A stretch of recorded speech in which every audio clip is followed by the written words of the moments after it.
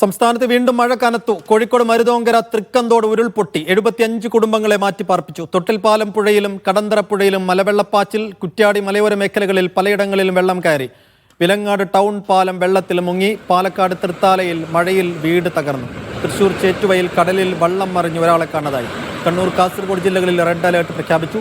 7 ജില്ലകളിൽ ഓറഞ്ച് അലേർട്ടാണ്. നാളെ 5 ജില്ലകളിൽ വിദ്യാഭ്യാസ സ്ഥാപനങ്ങൾക്ക് അവധി നൽകി.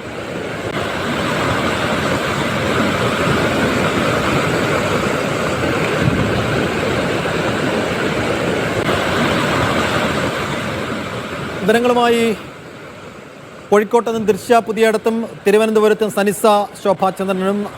ആദ്യം ദൃശ്യയിലേക്ക്. ദൃശ്യ, വടക്കൻ കേരളത്തിൽ കാര്യമായി എല്ലാ ജില്ലകളിലും മഴ ശക്തമായി തുടരുന്നുവെന്ന് മനസ്സിലാക്കുന്നു. കാസർഗോഡും കണ്ണൂരും നാളെ റെഡ് അലേർട്ടാണ്. മരുതോങ്കരയിൽ ഉരുൾപൊട്ടി കാര്യമായ നാശനഷ്ടങ്ങളുണ്ടോ? മറ്റിടങ്ങളിലൊക്കെ എന്താണ് അവസ്ഥ? വടക്കൻ കേരളത്തിൽ മഴ ശക്തമായി തന്നെ തുടരുകയാണ്. കോഴിക്കോടിനെ സംബന്ധിച്ച് കോഴിക്കോട് ശക്തമായി മഴ തുടരുകയാണ്. പലയിടത്തും വെള്ളം കയറിയിട്ടുണ്ട്.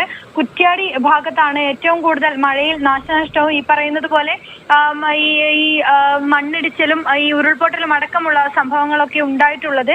പശുക്കടവ് തൃക്കൻകോട് മലയിൽ ഇപ്പോൾ ഉരുൾപൊട്ടിയതാണ് നമുക്ക് അറിയാൻ സാധിക്കുന്നത്.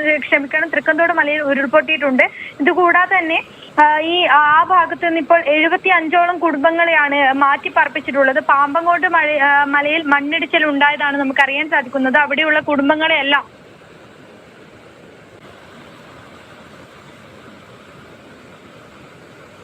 ദൃശ്യ കേൾക്കാമോ?